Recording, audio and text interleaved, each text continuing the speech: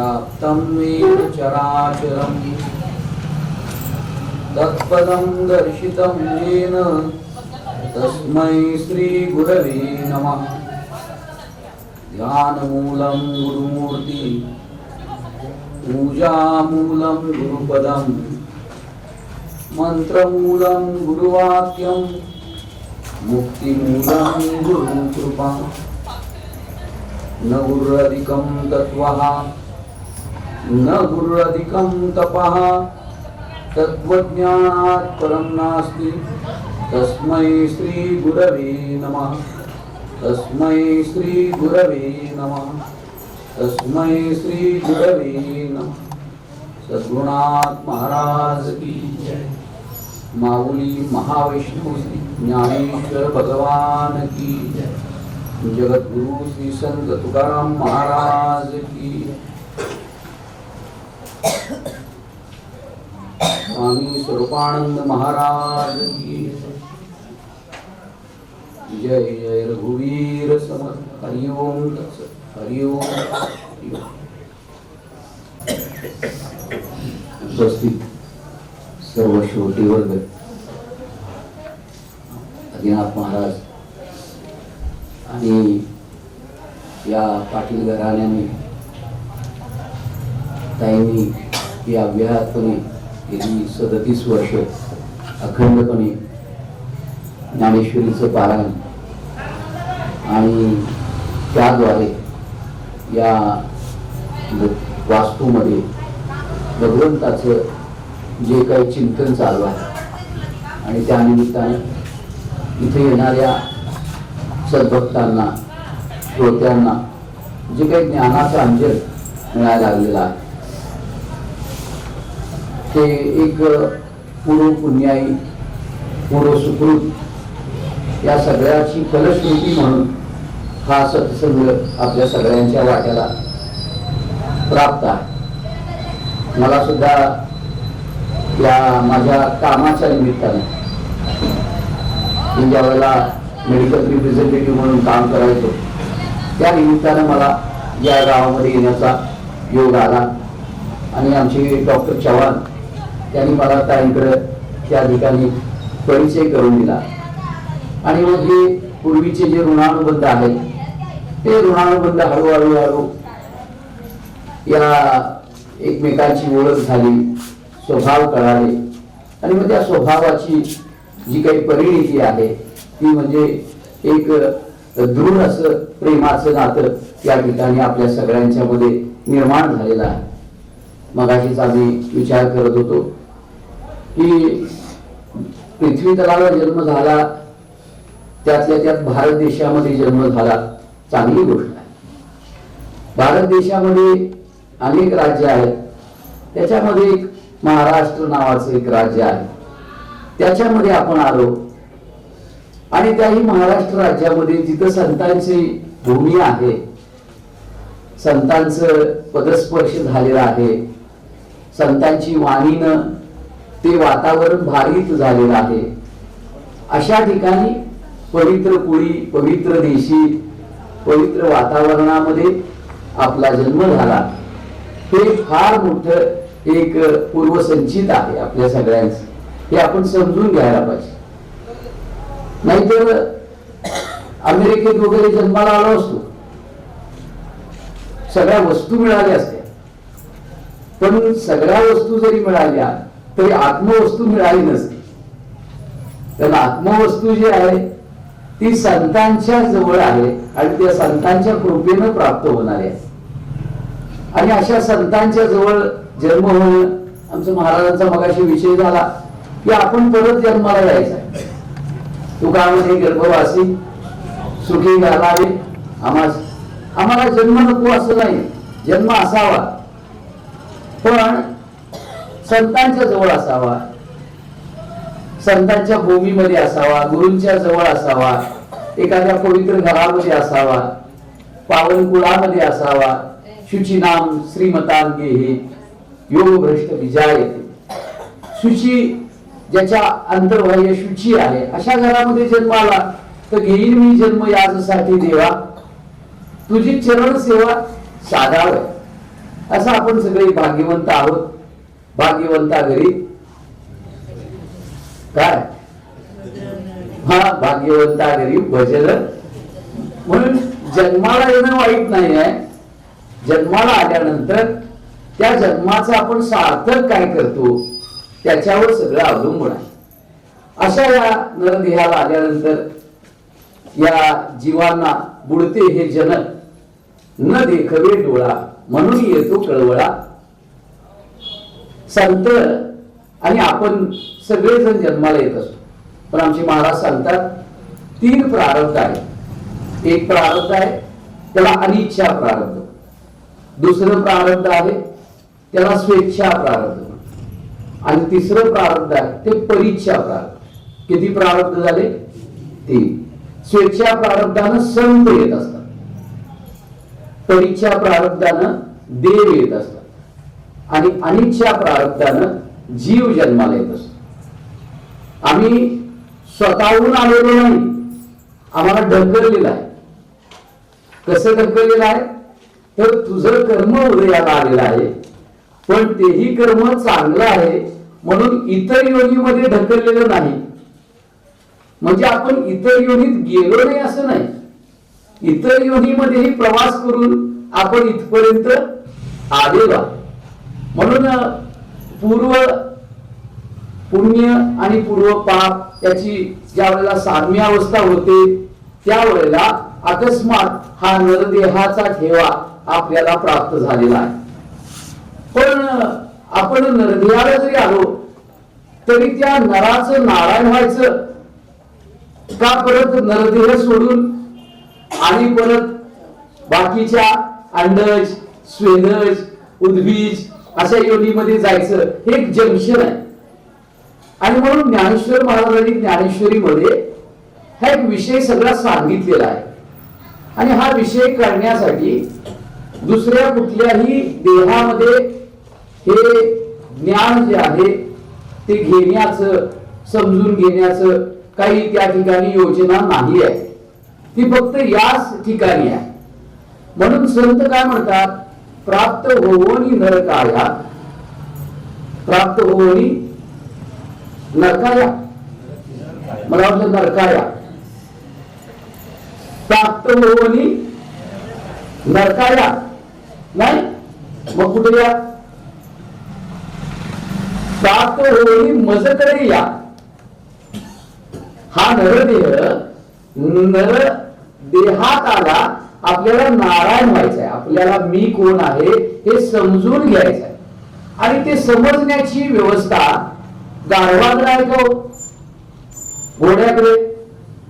बरं एखादं 1,00,000 रुपयाचं कुत्रा आणलं तर त्याच्याकडे नाही? चांगली 1-1.5 लाखाची म्हैस आणली तर नाही ना? बरं 5 करोडचा बंगला बांधला तर, 1-2 कोटीची गाडी घेतली तर आहे त्यांच्याकडे व्यवस्था आहे? नाही आहे. म्हणजे आपण कुठून आलो, काय करायचं आहे, कुठे जायचं आहे हे इतर प्राण्यांना समजत नाही. म्हणजे ज्याला समजत नाही त्याला काय म्हणायचं?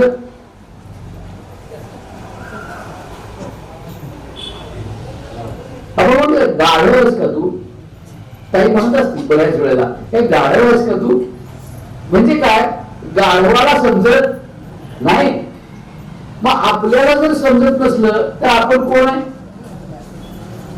आपण ही कोण आहे? गाढव आहे. नाहीतर गाढवाची जे काही मुख्य लक्षणं आहेत, कुठली? नको त्यावेळी ओरडणं, ते काय त्याला हुकी आली की ओरडते होते. नको तिकडे लाथ मारणं, दिसेल त्याला लाथ मारणं, आणि ओझवानं, ही ओझवानं, लाथ मारणं, ओरडणं, भुंकणं, ही सगळी लक्षणं कोणाची? आपली, गाढवाची नाही.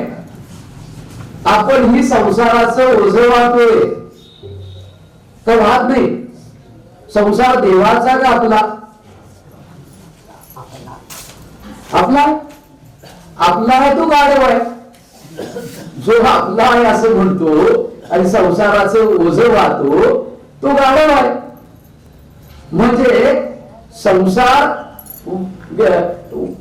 वाईन हा भार तुझे पायी, हा जो काही संसाराचा भार आहे, हे सगळं विश्व कोण चालवतं? आपण का भगवंत? भगवंत म्हणजे सगळं करता कोण आहे?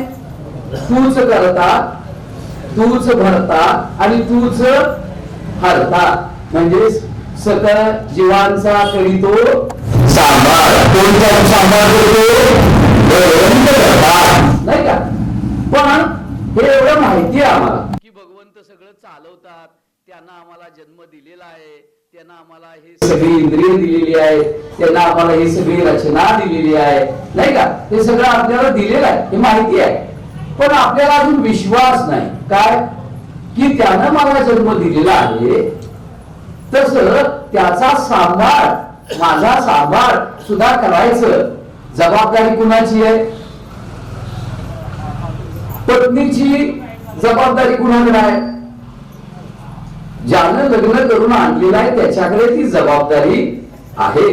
तसं ज्यानं जन्माला घातलेलं आहे त्याचं जर आपण स्मरण केलं, त्याच्या मतानुसार, त्याच्या धर्मानुसार, त्यांनी सांगितलेल्या कर्मानुसार जर आपण आचरण केलं, विनयानंद महाराज म्हणायचे, तर ज्यानं चोच दिली तो दाणे द्यायला काही कमी करणार नाही, पण आपला त्याच्यावर विश्वास, श्रद्धा, भक्ती किती आहे त्याच्यावर सगळं अवलंबून आहे. आणि म्हणून ही श्रद्धा, विश्वास, भक्ती ही सत्संगामध्ये आपल्या अंतःकरणामध्ये वाढायला लागते. इतर ठिकाणी ही श्रद्धा, विश्वास, भक्ती आपल्या अंतःकरणामध्ये वाढणार नाही. इतर ठिकाणी व्यवहारामध्ये आपल्याला काहीतरी कर्तृत्व, अभिमान येईल, आपल्या ठिकाणी एक प्रकारचा अहंकार येईल, आपलं अज्ञान त्या ठिकाणी नाहीसं होणार नाही. पण सत्संगामध्ये आल्यानंतर मात्र संतांच्या संगतीमध्ये मनोमार्ग गती, संतांच्या संगतीमध्ये काय होते? जीवाला काय करायचं, काय नाही करायचं, कशासाठी आपण आलो, हे ज्ञान जे आहे ते फक्त कुठं आहे? या मनुष्य जन्मामध्ये आहे. आणि म्हणून ते काय म्हटले? प्राप्त होनी नरकाया, निर्फळ गेली शतवर्ष वाया, आला कोठोन्या ठाया, पाहिला नाही मूळ पाया. हा मूळ पाया, मी हा जीव कुठं आला, त्याचा आणि भगवंताचा काय संबंध आहे? आपण देह आहोत का जीव आहोत? तर आपल्याला असं वाटतं की आपण देह आहोत, पण सर म्हणतात नाही, एक हरी आत्मा, जीव शिव सम. आपण देह नाही, आपण जीव आहोत.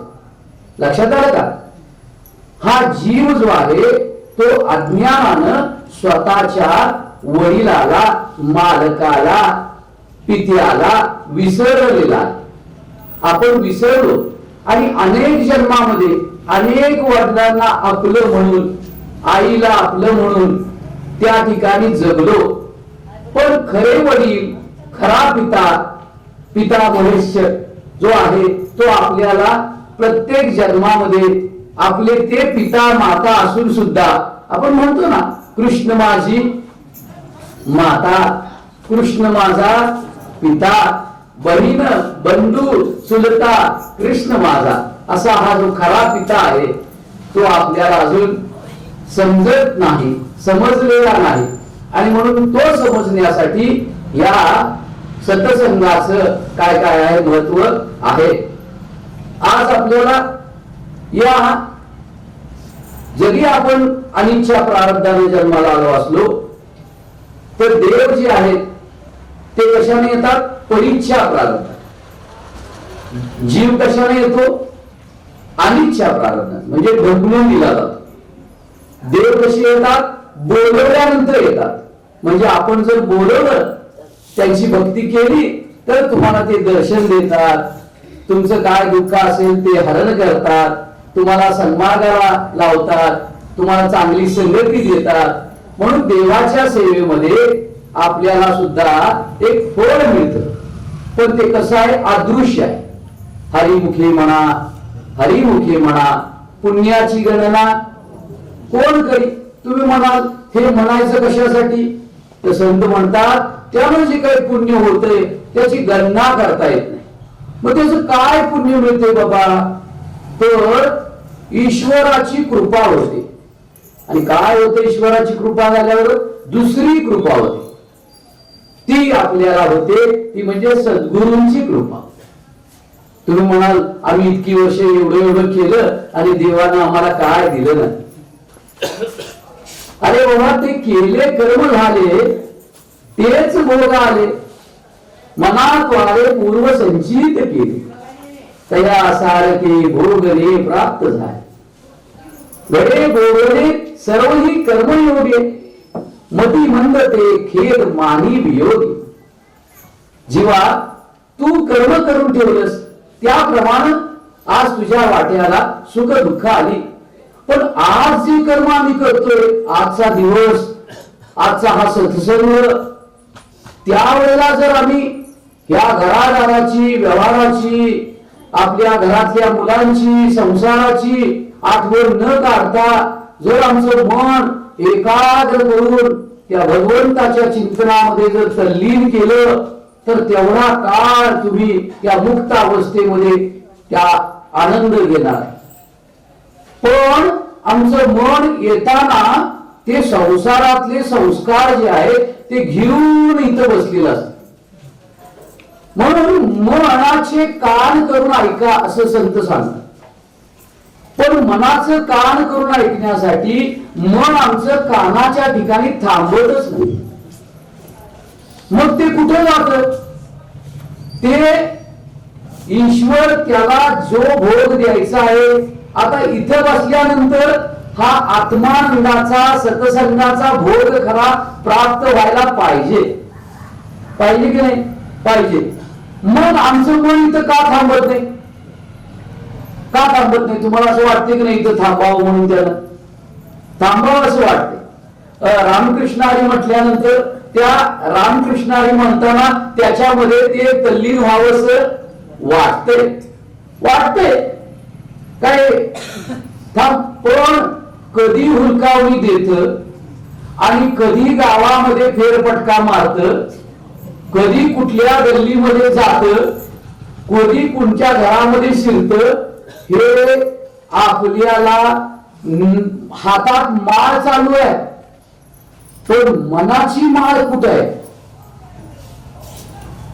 त्याच्यात जे साठवलेलं आहे तेच मन जे साठवलेलं आहे ते बाहेर काढत आणि ते त्या दृश्यामध्ये, त्या संस्कारामध्ये, वासनेमध्ये जात. मग असं का होतं बरं? तर तेच कारण आहे, आपण जे साठवलं तेच आपल्याला बाधा करायला लागले. संत हे असल्या बाकीच्या संसारातल्या गोष्टी अंतःकरणामध्ये साठवतच नाहीत, अजिबात साठवत नाही. म्हणून त्यांच्या अंतःकरणामध्ये तुम्हाला संसार सापडणार नाही आणि आमच्या अंतःकरणामध्ये देव सापडणार नाही.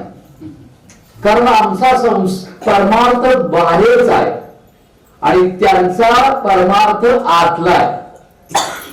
आत म्हणजे काय? आत जे सूक्ष्म शरीर आहे त्या सूक्ष्म शरीरामध्ये आमच्या अनंत वासना भरलेल्या आहेत आणि त्या वासनेमुळे आम्हाला जन्मही मिळतो, त्या वासनेमुळे आम्हाला कर्मही करावं लागतं.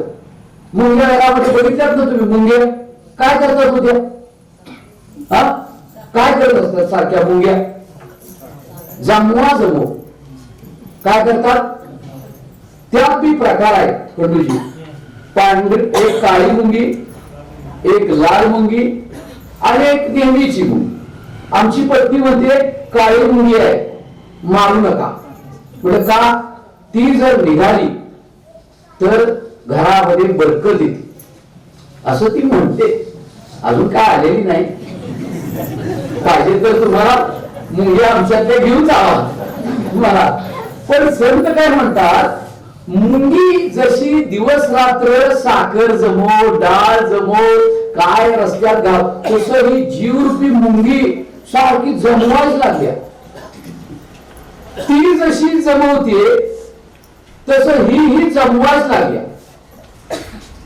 ती आता तिचं घर नाही, हाय का घर? बर आपलं तरी घर कुठलं म्हणायचं? मागच्या जन्मातलं का त्याच्या मागच्या जन्मातलं?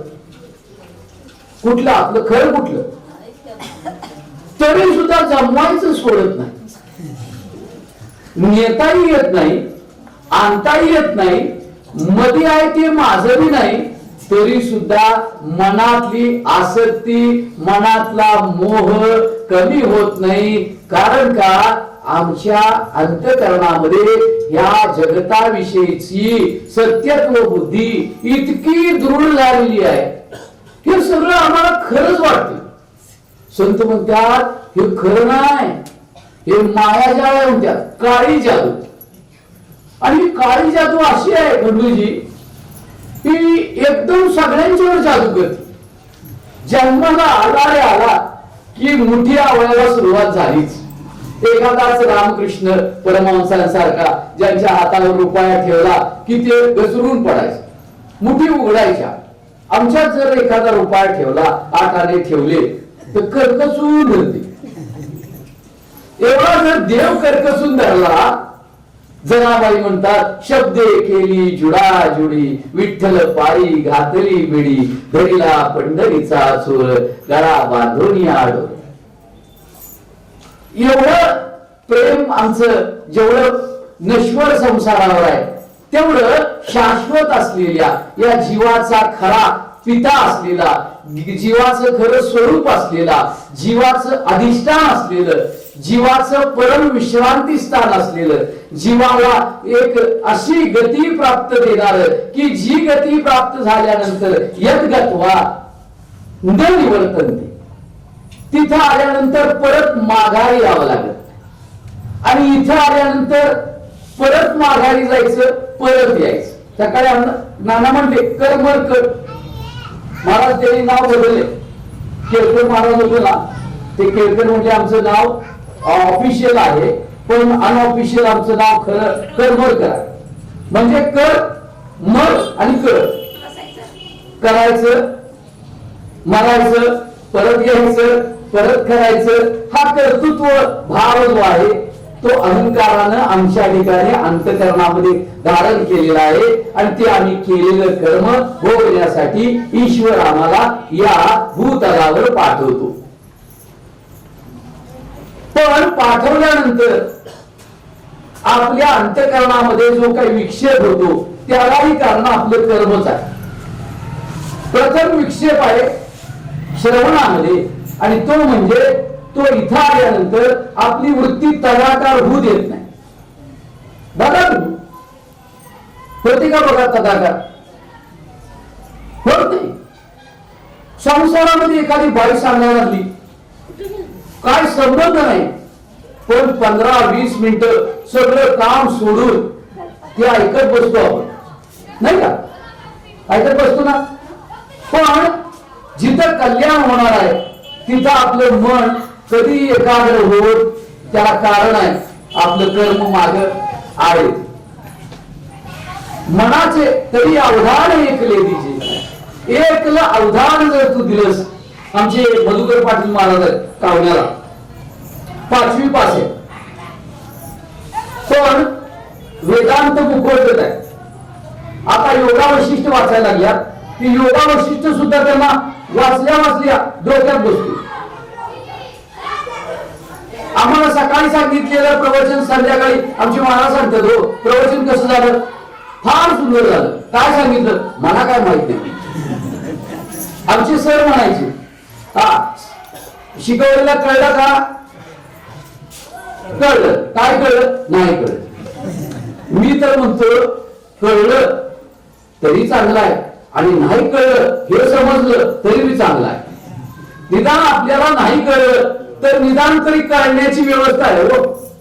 पण कळलं नाही, हे बी कळलं नाही तर फार मोठी अडचण आहे. निदान कळत नाही आपल्याला, ही फार चांगली अवस्था आहे. पण कळत नाही हे सुद्धा ज्याला कळत नाही ते म्हणजे गाढवातलं ते आपण आहोत. आपल्याला कळत नाही हे सुद्धा आपल्याला कळत नाही. दुसरा विक्षेप भगवंत करतात. काय करतात? श्रवणाला बसला बसला की घरातली म्हैसच आणून पुढे ठेवतात, घरातलं दळणच आणून पुढे ठेवतात. घरात संध्याकाळी जेवण करायचंय, भाज्या निवडायच्या आहेत, नळाला पाणी आलंय, म्हैशीची धार काढायची आहे, वैरण आणायची आहे. हे सगळं जर यायला लागलं तर समजायचं आम्ही इथं शरीरानं आलोय पण मनात अजून संसार गेलेला नाही. तोही इथला अधिकारी नाही. इथं अधिकारी कोण आहे? जो अत्यंत अंतःकरणामध्ये वासना शून्य झालाय. समजा की बाहेरची आसक्ती सगळी सोडून दिलेली आहे. त्याच्यावर 1 तासापुरतं तरी तुळशीपत्र ठेवलेला आहे. 1 तासापुरतं एकदम ठेवायला जमणार मी माझं एकदम जाणार नाही, कर्तृत्व वक्तृत्व एकदम जाणार नाही, देहभाव एकदम जाणार नाही. आणि म्हणून परत परत परत परत परत परत रंग लागत लागत लागत है. भ्रम जावत जावत जावत है. अनेक दिनों से सोया हुआ मनुआ सद्गुरु संग जागत जागत जागत है. अनेक जन्मापासून हा जीव अज्ञानामध्ये निद्रिस्त आहे. हा निद्रिस्त जीव आहे, स्वतःला जाणत नाही आहे. जे जाणतोय ते सत्य नाही आहे. विपरीत ज्ञानामध्ये जीव हा जगतोय. हा देह माझा नसून, हे घर माझं नसून, ही मुलं बाळ माझी नसून, ही प्रॉपर्टी माझी नसून, हे सगळं माझा आहे आणि देह माझा आहे. संत म्हणतात हा देह हा पंचमहाभूतांचा आहे. हा सगळा संसार ते ईश्वराचा आहे. ही ईश्वराची सृष्टी आहे. त्या ईश्वराच्या सृष्टीमध्ये जीवानं कल्पनेची सृष्टी निर्माण केलेली आहे. ती एखाद्या स्त्रीला ईश्वरानं निर्माण करावं आणि त्या ईश्वराच्या स्त्रीमध्ये पत्नी भाव, मावशीचा भाव, काकीचा भाव, आत्याचा भाव, बहिणीचा भाव, एकच स्त्री पण भाव किती झाले? आत्या, काकी, मामी, पत्नी, कन्या, हे भाव एका स्त्रीवर इतके भाव. नक्की बघा, आता तुम्ही इथे बसलेले काही जण काका आहे, काही जण तेच जो काका आहे तोच मामा आहे, तोच पिता पण आहे, तोच पुत्र पण आहे, तोच बंधू पण आहे आणि तो आणखीन काही त्याला उपाध्या भरपूर आहेत. नक्की विचार करा यातला मी कोण आहे? काका आहे का मामा आहे का पिता आहे का पुत्र आहे? माझा मुलगा समोर आला तर मी पिता आहे, पण माझे वडील समोर आले तर मी कोण आहे? पिता आहे का पुत्र आहे? पुत्र आहे. म्हणजे माझा मुलगा समोर आला तर मी पिता, माझे वडील समोर आले तर मी पुत्र. म्हणजे नक्की हा मी कोण आहे? पिता आहे का पुत्र आहे? म्हणून तो जो मी आहे तो अज्ञानानं वेगवेगळी उपाधी विशेषण धारण करतो. अज्ञानानं कुणाच्या तरी संबंधानं तो स्वतःला वेगवेगळ्या पाशामध्ये जाळ्यामध्ये मायेच्या मनानं निर्माण केलेल्या कल्पनामध्ये स्वतःला गुरफटवून घेत. जसं घरामध्ये एक किडा असतो, तो जाळं निर्माण करतो. त्याला काय म्हणता तुम्ही? गोष्टी. पण तो अडकतो का? पण त्याच्याकडे बघितल्यावर तुम्हाला असं वाटत नाही जाळं निर्माण करायचं, अडकायचं नाही. आणि दुसरा एक किडा असतो, त्याला रेशमाचा किडा म्हणतो. तो काय करतो? रेशीम तयार करतो. कुठे गुंडाळतो? स्वतःभोवती गुंडाळतो आणि मरतो कुठं? तिथंच मरतो. त्याचं रेशीम काढण्यासाठी काय करतात? त्याला पातेल्यात टाकतात, उखळतात, त्यात रेशीम काढतात. म्हणजे ज्या जाळं निर्माण केलं स्वतःभोवतीच ते काय केलं? वेटाळलं आणि त्यातच मरून गेला तो रेशमाचा किडा. आपल्या संसारामध्ये रेशमाचे धागे असं नाटक, असं पिक्चर लागतं नाही का? कोळ्याचं जाळ, कोळ्याचं जाळ ईश्वराचा संदेश आहे. तू कोळ्याच्या जाळ्यासारखा संसार कर, अडकू नकोस. संसारी असावे, मी माझे नसावे. व्यवहारी असावे, कर्तृत्व नसावे. व्यवहार करायला हरकत नाही, पण कर्तृत्व भाव नाही. कारण सकळ करणे जगदीशाचे, तर कवित्व काय मनुष्याचे. सगळं जगदीश जर करत असेल तर माझं जे काही संसारातलं करणं आहे आणि करायला ही जी काही इंद्रिय दिली ती तरी माझी आहेत का? काय यातलं माझं आहे सांगा बरं? तुमचं स्वतःच, माझं स्वतःच काय आहे? काय नाही. पण हे असं असताना सुद्धा आपलं ज्ञान जे आहे ते ज्ञान नसून अज्ञान आहे. आणि त्यामुळं आपल्याला इथे येऊन सुद्धा समजत नाही. विक्षेप होतात, कर्म बंद होतो, कर्तृत्व वाट्याला येतं, बंद गळ्यात पडतो. कोळ्याच्या जाळ्यासारखं राहिलं तर संसार करून सुद्धा अलिप्त राहता येतं. संतांनी संसार तसाच केला. किंबहुना तुमचे केले धर्म कीर्तन सिद्धी नेले, तेच एक उरले पायिक पण.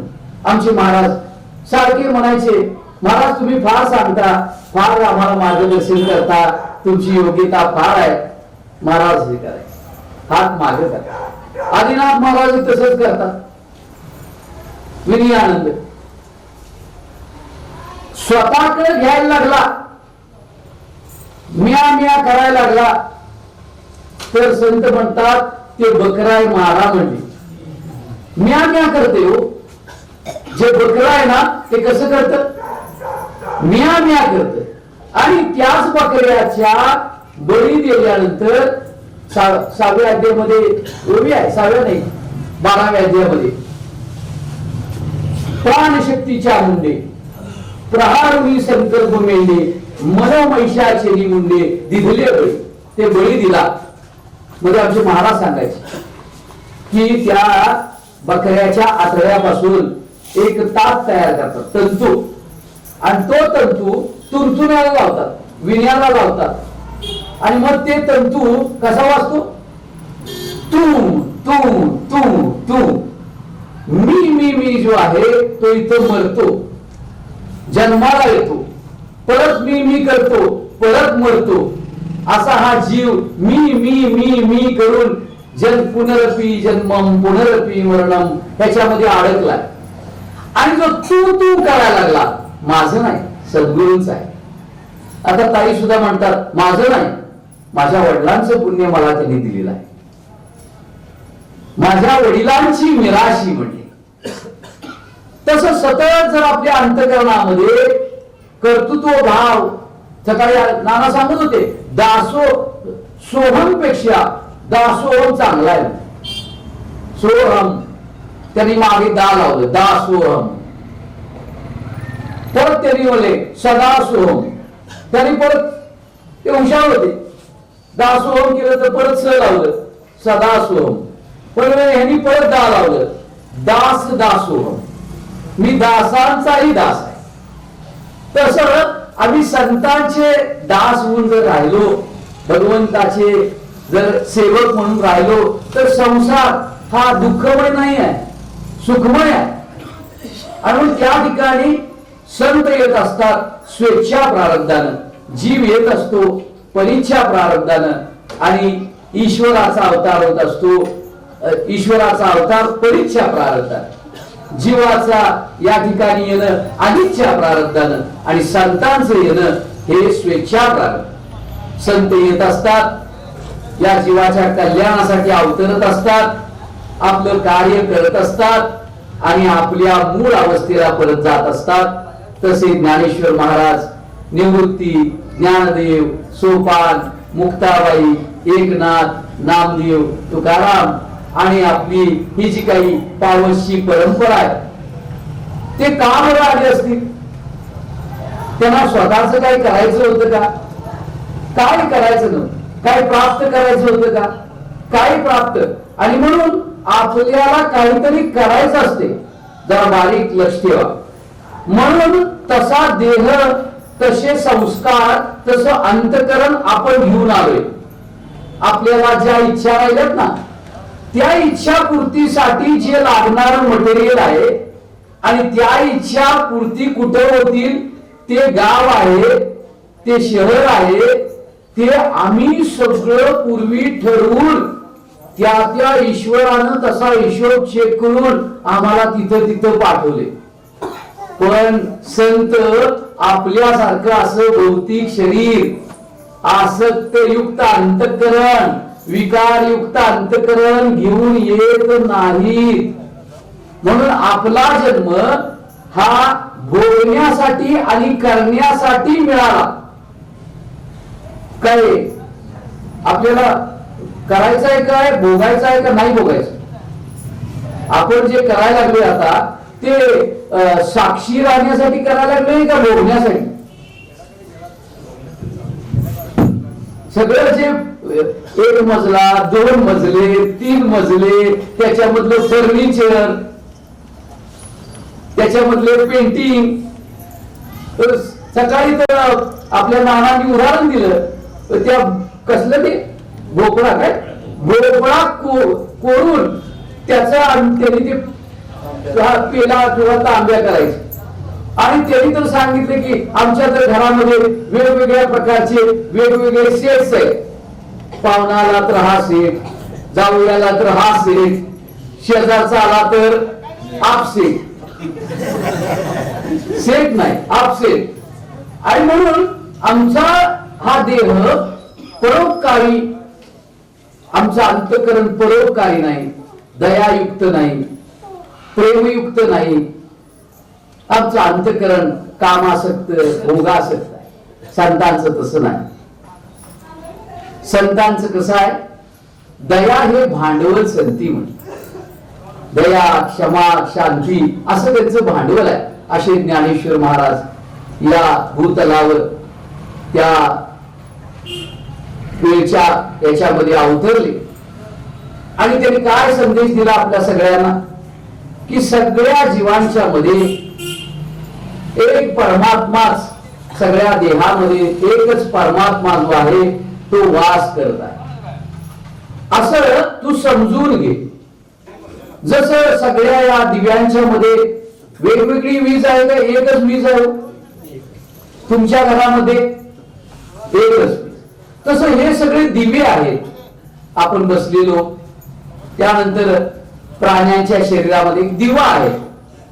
मग त्या सगळ्यांच्या मध्ये एकच परमात्मा आहे.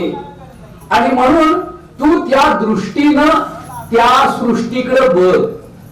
तुझी दृष्टी कलुषित न ठेवता, विकारी न ठेवता, एखाद्या आकाराची न ठेवता तत्वाची दृष्टी तू कर. म्हणून आपल्याला हरिपाठामध्ये ते म्हणतात, एक तत्व नाम दृढ धरी म्हणा. तू तत्व दृष्टी ठेव. तू उपाधीची दृष्टी ठेवू नकोस, तत्व दृष्टी ठेव. आणि मग त्या ठिकाणी समाधी घ्यायच्या अगोदर किती वर्ष जगले? 16व्या वर्षी तर ज्ञानेश्वरी लिहिली आणि एकेका भावंडासाठी 1-1 वर्ष ते राहिले. आणि त्या सगळ्या काळामध्ये त्यांनी सर्व मानव जातीला समतेचा आपल्याला काय दिलेला आहे? उपदेश केलेला आहे. त्यांचं अंतःकरण तर इतकं विशाल होतं की जे पसायदान लिहिलं ते स्वतःसाठी लिहिलं नाही. आम्ही बऱ्याच वेळेला देवाकडे गेल्यानंतर अजून स्वतःसाठीच काहीतरी मागत असतो. तर वाटतं का शेजाऱ्याचं भलं व्हावं म्हणून, गावाचं भलं व्हावं, माझं राष्ट्राचं भलं व्हावं, सर्व जगताचं भलं व्हावं, तेवढी आमची भूमिका एवढी विशाल नाही आहे. माझे एक मित्र आहेत कोल्हापूरमध्ये, त्यांनी मला एक प्रश्न विचारला, बाबा आम्हाला भारा तांबे शिकवतात, आम्हाला विवा शिरवाडकर शिकवतात, आम्हाला वेगवेगळे इतिहासामधले थोर नेते शिकवतात. यांना भारताचं चारित्र्य घडेल का?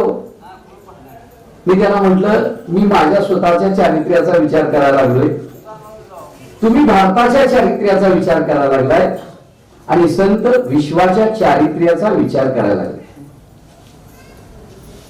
मला माझंच अजून चारित्र्य सुधारता येत नाही, मी भारताचं चारित्र्य. म्हणून आमचे महाराज म्हणतात, बाबा दुसऱ्याला टेस्टर लावण्यापेक्षा स्वतःचं अंतःकरण शुद्ध करा. सगळ्यांचे पायी माझे दंडवत, आपुलाले चित्त शुद्ध करा. कारण हे चित्तच गोत्यात घालते, तर हे चित्तच मनरूपानं प्रवाहित होते.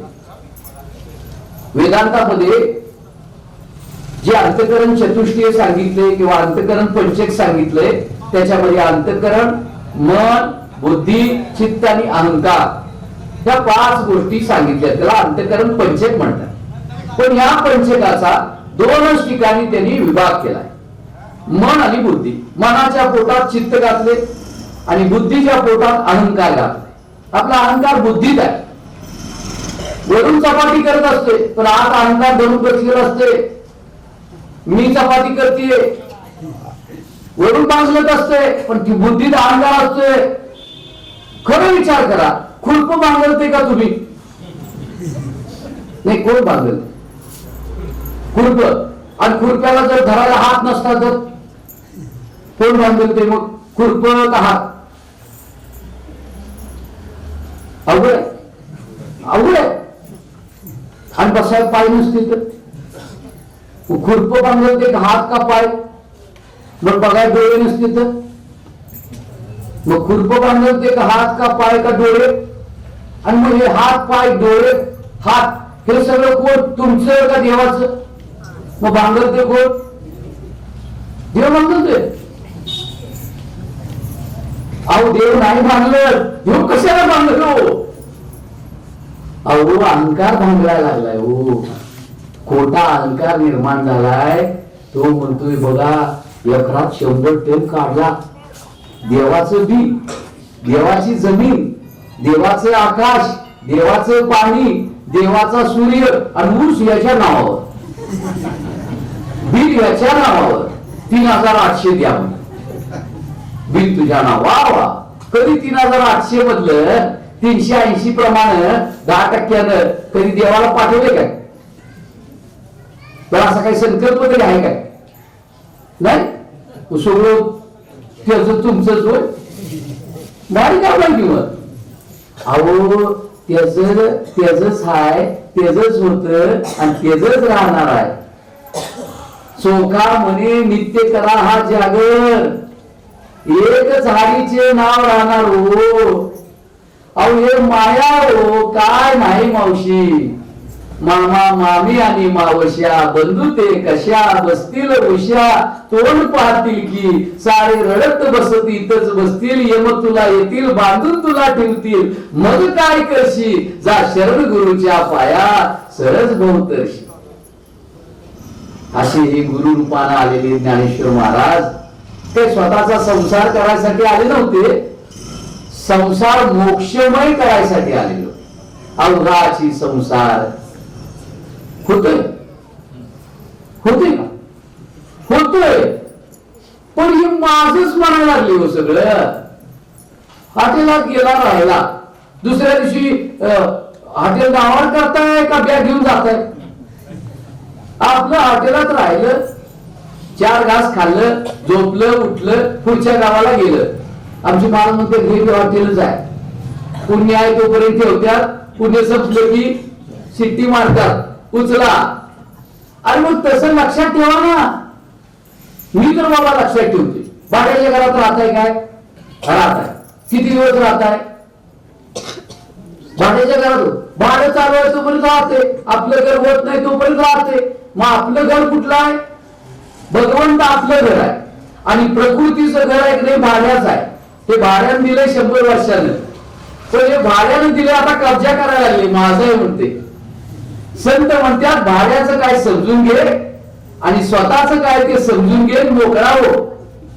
माणसानं यावं राहावं, धर्मशाळेत राहिल्यासारखं राहावं. मी आता घरात सुद्धा म्हणतोय भाड्याचं घर आहे माझ्या, ज्याच्यासाठी 50 लाख घातले, रक्ताचं पाणी केलं, गेली 15 वर्ष 30-30 हजार रुपये हप्ता भरायला लागले. ते 50 लाखाचा फ्लॅट आता 80 लाखाला पडला.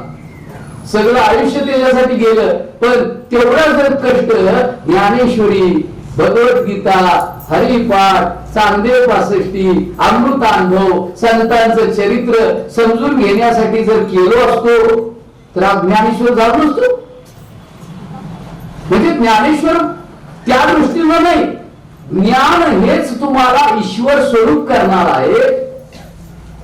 दुसरं कुणीही तुम्हाला ईश्वर करू शकत नाही, ईश्वर समजावून सांगू शकत नाही. असं जे ज्ञान आहे ते ज्ञानेश्वरीमध्ये प्रगट झालेलं आहे. एरवी सर्वस्य चाहम हृदि सन्निविष्टे, हा त्याच्यावर ज्ञानेश्वर महाराज म्हणतात, एरवी सर्वांच्या हृदयदेशी मी अमुका आहे ऐशी, जी बुद्धी स्फुरे अहर्निशी. ती वस्तू मी गा, ईश्वर कुठे शोधायला जाऊ नका. प्रत्येकाच्या अंतःकरणामध्ये मी मी मी मी असं जे काही स्फुरवण आता चालू आहे ना, आहे ना. मी आहे असं वाटतंय का नाही असं वाटतं? हो आहे ना, नाही आहे. मी आहे पण मी पिता आहे, मी बंधू आहे, मामा आहे का काका आहे? मी तो मी आहे ना, तो आत्म सांगायला लागलाय, अरे बाळा मी आहे. अरे जीवा अज्ञानी मुळा, मी आत्म बोलायला लागलोय. या मुखाचं माध्यम घेऊन, जिभेचं माध्यम घेऊन तो मी या ध्वनी रूपानं प्रगट व्हायला लागलाय. आणि तुमच्यातला मी आहे ना, त्या कर्णाचं माध्यम घेऊन ते शब्द ऐकायला लागलाय. या दोघांचा व्यवहार व्हायला लागलाय. असं जे देखणं आहे ना, त्याला समाधी म्हणतात. तुमच्या तरी माझ्यामध्ये जे तत्व आहे त्या तत्वाच्या दृष्टीनं पाहणं याला समाधी, समधी, समधी इति समाधी. आपण एकाची नातेसंबंधामध्ये मुलगा मुलगीचं लग्न होतं, आमचे ते संबंधी आहेत. पण काय, त्यानं मुलगी दिली, आम्ही मुलगा दिलाय, आम्ही संबंधी झालो. तसं माझ्या मधला ईश्वराचं स्वरूप तुमच्या मधलं एक हृदया हृदयी एक झाले. माझ्यातलं जे काही अधिष्ठान आहे, माझ्यातला जो मी आहे, तुमच्यातला मी आहे, त्या मीला नाही रूप नाही, गुण नाही, वर्ण नाही, जात नाही, धर्म नाही, पंथ नाही, ते या देवाचा धर्म आहे. पण त्या मी जो आतमध्ये आहे तो स्वयंप्रकाशमान आपल्या सगळ्यांच्या मध्ये ईश्वर एरवी सर्वांच्या हृदय देशी, अंतकरणामध्ये. हृदय म्हणजे अंतकरण बर का. त्या अंतकरणामध्ये सगळ्यांच्या मध्ये मी मी मी असं स्फुरण दिवसभर चालू आहे ना, आहे की नाही? आहे ना, नाही आहे.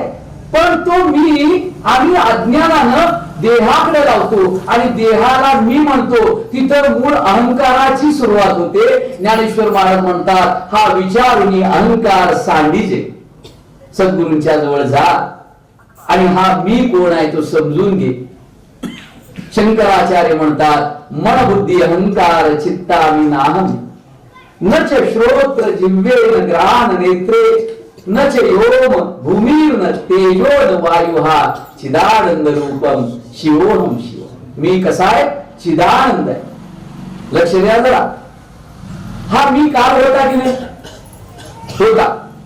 हो, तुमच्यातला मी काल होता ना? होता. लहानपणी मी होता का नव्हता? लहानपणी मी होता की नव्हता? जरा जड झालं काय? नाही ना. लहानपणीही मी होता, पण लहानपणी हे शरीर नव्हतं. ते त्यावेळेला शरीर बाल्य अवस्थेमध्ये. पण मी होता. तरुणपणी ते शरीर बदललं, मी बदलला नाही. आणि आता हे शरीर वृद्ध काळाकडे जायला लागले, पण मी मात्र बदललेला नाही, आहे तसा आहे. हा जो मी आहे ना तो बदलत नाही, शरीर बदलत. म्हणून शरीर नश्वर आहे आणि मी जो आहे आतला तो शाश्वत आहे. आणि जो शाश्वत आहे, जो नश्वर नाही तो ईश्वर आहे. आणि जो नश्वर आहे ती प्रकृती आहे. तो जो ईश्वर आहे, जो शाश्वत आहे, ज्ञानेश्वर महाराज म्हणतात, जाणे अजमी अजर, अक्षरी मी अक्षर, अपूर्व मी अपार, आनंद मी अचल मी अच्युत, अनंत मी अद्वैत, आद्य मी अव्यक्त, व्यक्त ही मी ईश मी ईश्वर, अनादि मी अमर, आभय मी आधार, आधेय मी स्वामी मी सदोदित, सहज मी सतत, सर्व मी सर्वगत, सर्वातीत मी. ज्ञानेश्वर महाराज, हा मी कसा आहे? हा इतका सुंदर मी आहे की तो मी आपल्याला अधिष्ठान रूपानं जो काही आहे आपल्या सर्वांच्या मध्ये, त्याच्या प्रकाशामध्ये, ऐका जरा, एकदम जड होऊ नका, जरा ऐका. हा मी नसता तर हा देह असता का? हा जर आतमध्ये मी नसता तर हा देह असता? अजून कळणार नाही, सोपं करून सांग. त्याच्यामध्ये सोनं नसतं तर अंगठी असती का? म्हणजे सोनं सत्य आहे आणि अंगठी भासमान आहे. ज्याच्या सत्यतेवर अंगठीची सत्ता भासते, ज्याच्या अधिष्ठानावर देहाची सत्ता भासते, असं भासाच्या अलीकडं अधिष्ठान रूपानं जे निराभास आहे ते निरंजन अस्तित्व तुमचं माझं जगताचं स्वरूप आहे. ज्याच्यावर जग भासत, सांगतो तुम्हाला. हे काय? खुर्ची, लाकूड नाही, लाकडावर खुर्ची भासते. आमचे महाराज म्हणतात, लाकडातनं पूर्वी सफरचंद करायची, लाकडातनं सीताफळ करायची, लाकडातनं केळी करायची, लाकडातनं आंबा करायचा, लाकडातनं चिकू करायचा. मग त्या चिकू, आंबा, संत्री, मोसंबी, फणस, केळी ह्याच्यामध्ये खरं कोण आणि खोटं कोण? लाकूड. मग तुम्ही पाहुण्याकडे गेल्यावर काय बघता? लाकूड बघता काय? पाहुणं लाकूड कसं काय होय? काय म्हणता? पाहुणं काय म्हणेल? काय म्हणे? कृपा मायला पाठवा. म्हणजे अष्टावक्र ज्या वेळेला जनकाच्या सभेमध्ये गेले त्यावेळेस सगळे हसले, कारण त्यांनी रूप बघितलं आणि अष्टावक्रांनी स्वरूप सांगितलं. रूप हे साकार आहे, नश्वर आहे, पण स्वरूप नसतं तर रूपच नसतं. जर सोनं नसतं जे अरूप आहे, तुम्हाला पाहिजे ते रूप घेतं जे अरूप आहे. सोन्याला रूप नाही, ते अरूप आहे, ते निराकार आहे. अंगठीला रूप आहे, बांगडीला रूप आहे, मोहनमाळेला रूप आहे, मंगळसूत्राला रूप आहे, नेकलेसला रूप आहे, जोडव्यांना रूप आहे, पैंजणाला रूप आहे, पण सगळ्यांमध्ये अरूप कोण आहे? हा, सोनं आहे. असं जे सोनं आहे ते त्याचं नाव भगवंत आहे. आणि त्याच्यावर जे उड्या मारायला लागले ते मिथ्या आहे, ती माया आहे, ते भासमान आहे, ते खोट आहे. असं हे आमच्या कल्पनेमधलं जग आहे. त्याच्यावर कधी अंगठी निर्माण झाली हो? सोन्यावर अंगठी कधी निर्माण झाली? सोन्यावर अंगठी कधीच निर्माण झाली नाही.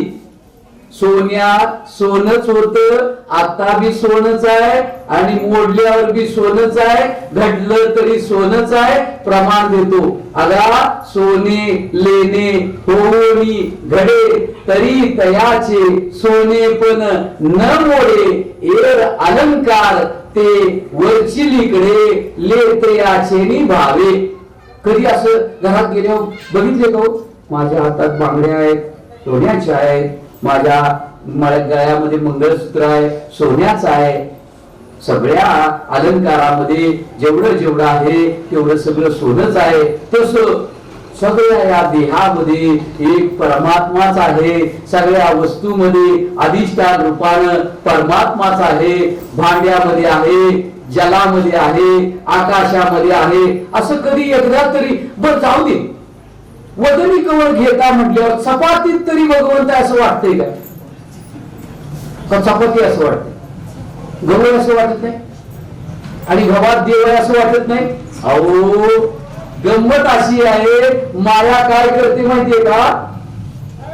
भगवंताला बघण्याचं जे अंतःकरण आहे, जाणण्याचं, तिथं बरोबर माया अज्ञान निर्माण करते. सूर्याच्या पुढं आभाळ आल्यानंतर सूर्य झाकत नाही. सूर्याला बघण्याची जी दृष्टीची जी काही इथं व्यवस्था आहे ती म्हणजे डोळे. त्या डोळ्याच्या आणि सूर्याच्या मध्ये काय आलेलं आहे? आभाळ आलं, म्हणून सूर्य जात नाही. तसं ईश्वर जात नाही आमच्या अंतःकरणातला, देव जात नाही. त्या देवाला बघण्याची, जाणण्याची जी अंतःकरणाची व्यवस्था आहे त्याच्यामध्ये आणि देवामध्ये अज्ञानाचा पडदा आलाय. तो अज्ञानाचा पडदा संत कृपेशिवाय दूर होत नाही. म्हणून मल आणि विक्षेप हा स्वतःच्या कर्मानं, उपासनेनं, तेही निष्काम, आतमध्ये काम बाहेर राम चालत नाही. होय, तुका म्हणे नको वरपांग देवा, तिथं वरपांग काय चालणार नाही. आणि वरपांग केलं तर वरच मिळणार, आतलं मिळणार नाही. हा, आतलं जर मिळायचं असलं तर खरं गिरायकच पाहिजे. आणि म्हणून ज्ञानेश्वर महाराज म्हणतात, आतला जो मी आहे अधिष्ठान रूपानं स्फुरणारा मी, तो कसा आहे माहितीये? तो जर नसला तर आपण कोण नाही. कसं असणार सांग? तो जर नसला तर, वीज नसली तर दिवे लागतील का हो? फॅन चालेल का हो? मिक्सर चालेल का हो? मग सगळ्यांमध्ये नमस्कार कुणाला करायला पाहिजे? मिक्सरला बघितल्यावर कुणाला? विजेला. फॅनला बघितल्यावर कुणाला? कधी केलाय? नाही. मिक्सर घरात आणला तर हळद कुंकू लावून पूजन कुणाचं? मिक्सरचं, लाईटचं नाही. तसं आम्ही सकाळी नानांनी सांगितलं नाकाचं पूजन, पण नाक ज्यानं दिलं त्याचं पूजन नाही, ज्यानं इंद्रिय दिली त्याचं पूजन नाही, ज्यानं इंद्रिय चालवली त्याचं पूजन नाही, ज्यानं हा अमौलिक नरदेह आईच्या गर्भामध्ये 9 महिने 9 दिवस पाळला, पोसला, चालू ठेवला, जिवंत ठेवला, त्याला सुरक्षित बाहेर काढला, त्याला दात नसताना दुधाची व्यवस्था केली, दात आल्यावर अन्नाची व्यवस्था केली, त्याची काय? त्याचं चिंतन काय? आणि म्हणून असा मी सत्ता रूपाला आहे. नुसता तो तसा नाही बरं का, त्याला सोबत ज्ञान होते, पण ते ज्ञान रूपान आहे. ज्ञान कुणाला होते? डोळ्याला रूपाचं ज्ञान त्याच्यामुळे होते, कानाला शब्दाचं ज्ञान त्याच्यामुळे होते, त्वचेला स्पर्शाचं ज्ञान त्याच्यामुळे होते, नाकाला गंधाचं ज्ञान त्याच्यामुळे होते. शब्द, स्पर्श, रूप, रस, गंध, पंचविषयाचं ज्ञान तो नसता तर झाले नसते. आणि तो कसा आहे? आनंद रूप आहे. असा हा मी सगळ्यांच्या मध्ये आहे. आणि त्याला पाहणं, त्याला समजून घेणं, त्याला जाणणं आणि तशी बुद्धी आत्मसात करणं, ती बुद्धी आत्मसात केली, त्या दृष्टीनं जगणं, त्या दृष्टीनं इतरांचं दर्शन घेणं, याला खरी संत म्हणतात समाधी. आणि दुसरी समाधी सांगितली ती योग्यांची, त्याला लय समाधी असं म्हणतात. आणि तिसरी समाधी सांगितली, त्याच्यामध्ये प्रकार सांगितले, एक सविकल्प समाधी, एक निर्विकल्प समाधी. आमचे महाराज म्हणायचे सविकल्प समाधीमध्ये हा 4था देह जो आहे तो त्या साधकाला प्राप्त होतो आणि त्या देहामध्ये त्याला अजून जाणीव असते. पण ही जाणीव सुद्धा मावळल्यानंतर तो निर्विकल्प होतो. पण निर्विकल्प समाधी जर त्याला साधली तर संत म्हणतात 21 दिवसाच्या पुढे त्याचा देह टिकत नाही. फक्त एकच आमचे रामकृष्ण परमहंस होते की जे 6 महिने त्या स्थितीमध्ये राहिले. नाहीतर अशा निर्विकार स्थितीमध्ये त्याला जास्त दिवस राहता येत नाही. आणि तिसरी एक समाधी आहे ज्याला चालती बोलती समाधी म्हणतात. कर्म सगळं करा, सर्वांच्या मध्ये त्या तत्वाचं दर्शन घ्या, त्या भगवंताचं दर्शन घ्या, त्याचं सर्व आहे म्हणून तुम्ही कर्म करा, संसार करा आणि कोणताही कर्मबंध न निर्माण करता या नरदेहामध्ये आल्यानंतर येणं जाणं हे जे काय आहे हे राडगाडग थांबवायचं असेल तर कर्तृत्व भाव त्याच्या चरणावर समर्पित करा. देवाला फळं कुठली आवडतात माहितीये का? आपल्याला वाटतं त्याला देशी केळं आवडतात, त्याला आंबा आवडतो, त्याला पेढे आवडतात. नाही, भगवंत म्हणतात तुझ्या मनामधली जी फळाची भावना आहे मला हे मिळावं, ती फळाची भावना तू माझ्या चरणावर अर्पण कर म्हणजे तुझं अंतःकरण शुद्ध होईल. आम्ही काय करतो? फळाच्या अपेक्षेनच काहीतरी करतो, त्यामुळे अंतःकरण आमचं शुद्ध न होता अशुद्धच होत जात, मलिनच होत जात.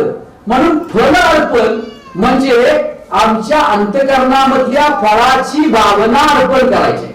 आणि पुष्प अर्पण म्हणजे काय? पुष्प म्हणजे काय? बोला की, अवघड नाही. पुष्प म्हणजे फुल. मग आता कुठलं फुल देऊया? शेवंती देऊया, मोगरा देऊया, निशिगंध देऊया, कुठलं देऊ का? गुलाबाचं देऊया? नाही. भगवंत म्हणतात फुल म्हणजे अंतःकरण रूपी फुल. मन हा मोगरा अर्पुन ईश्वरा, मन ही शेवंती देऊनी ऋषिकेशी, मन ही तुळशी देऊ ऋषिकेशी. त्या भगवंताला मन हा मोगरा, मन अर्पण करायचं आहे. मन ही तुळशी, मन हा मोगरा, मन हेच निशिगंध, मन हीच शेवंती. ती काय होते? आम्ही मन तसंच ठेवतोय आणि फुलंच घेत असतोय. देव म्हणतोय माझीच फुलं मला कशाला? ती अपेक्षित नाही आहे. म्हणून पत्र, पुष्प, फळ हे भजावया मीच केवळ हे फक्त निमित्त मात्र आहे. आणि आपण अभिषेक काढतो, देवाला अभिषेक काढतो ना, मग ते काय? तर संत म्हणतात तुझ्या मनाची वृत्ती अभिषेकासारखी माझ्याकडे असू. आमचं तसं काय नसते, आमचा बहिरंगाचं सगळं चालू आहे.